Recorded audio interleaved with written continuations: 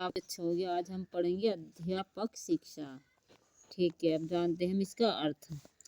जेके कृष्णमूर्ति के शब्दों में जानकारी इकट्ठा करना और तथ्यों को बटोर कर आपस में मिलाना ही शिक्षा नहीं है, तो जीवन के अभिप्राय को उसकी समग्रता में देखना समझना है।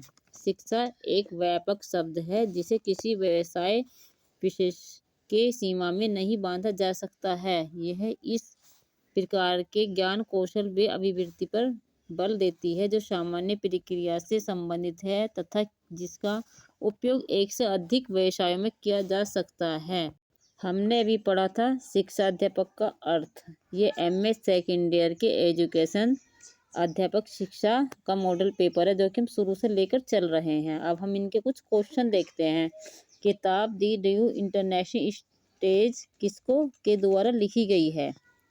ये लिखी गई है जेके गालब्रेथ के द्वारा।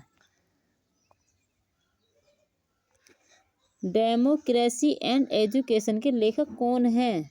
डेमोक्रेसी एंड एजुकेशन के लेखक हैं John Dewey. Question number 3, the practice of teaching in secondary school किताब किसके द्वारा लिखी गई है? यह लिखी गई है मेरिसन के द्वारा लिखी गई है। शिक्षा शब्द का अर्थ है अंतर्निहित शक्तियों का सर्वांगीण विकास करना ही शिक्षा का अर्थ है। शिक्षा तकनीक की विज्ञान के नियमों व खोजों का शिक्षा में प्रयोग है। यह कथन सत्य है। शिक्षा के व्यापक अर्थ के अनुसार शिक्षा की प्रक्रिया चलती रहती है। शिक्षा की प्रक्रिया कब तक चलती रहती है? जीवन पर्यंत चलती रहती है। किस अर्थ के अनुसार? शिक्षा एक ऐसी प्रक्रिया है जो मानव के संपूर्ण जीवन और प्रत्येक पहलू से संबंध रखती है और जो मनुष्य का सर्वांगीण विकास करती है। वह क्या कहलाती है? शिक्षा का वास्तविक एवं वैज्ञानिक अर्थ। शिक्षा शारीरिक, मानसिक तथा बौद्धिक विकास की एक प्रक्रिया है। यह कथन किसका है? यह कथन है प्लेटो का।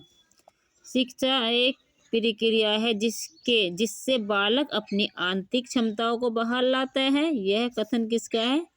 फ्रोबेल है। फ्रोबेल के द्वारा क्या है? शिक्षा में बालक अपनी आंतरिक क्षमताओं को बाहर निकालता है। किसने कहा है? फ्रोबेल ने कहा है। शिक्षा मनुष्य के अंतर्निहित क्षमताओं का स्वाभाविक सर्वांगीण प्रगतिशील विकास से है। यह कथन किसका है?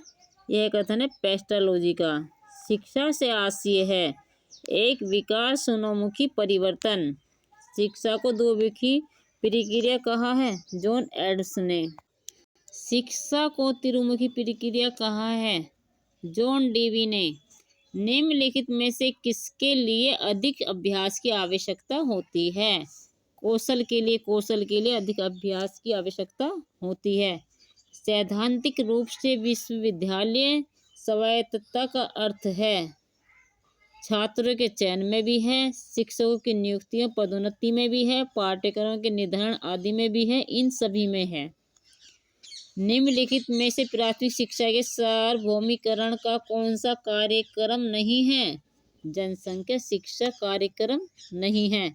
ऑपरेशन ब्लैक बोर्ड भी है, जिला प्राथमिक शिक्षा कार्यक्रम भी है, सर्व शिक्षा अभियान भी, लेकिन जनसंख्या शिक्षा कार्यक्रम नहीं है।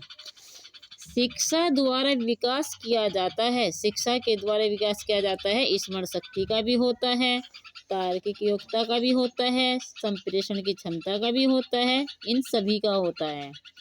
किसने कहा था शिक्षक इतिहास का वास्तविक निर्माता है? तो ये कहा था H.G. वेल्स ने कहा था। शिक्षण अधिगम व्यवस्था के सोपान हैं नियोजन करना, व्यवस्था करना, अग्रसरण एवं नियंत्रण करना। शिक्षा में निम्नलिखित में से कौन सबसे अधिक महत्वपूर्ण तत्व है? छात्रों के विषय में ज्ञान सबसे महत्वपूर्ण है। ये हमने आज 20 क्वेश्चन सोल्व करे हैं शिक्षा अध्यापक शिक्षा के, जो एमए सेकेंड ईयर के एजुकेशन हैं और प्राइवेट बच्चों की है। अध्यापक शिक्षा के हमने 20 क्वेश्चन सोल्व करे हैं। यदि ये सीरीज आपको अच्छी लगे तो हमारे चैनल को लाइक करना, शेयर करना, सब्सक्राइब करना, जिससे कि हम इस सीरीज को और आगे बढ़ाएं। Thank you. मिलते हैं नेक्स्ट टाइम, तब तक के लिए टेक केयर, बाय बाय।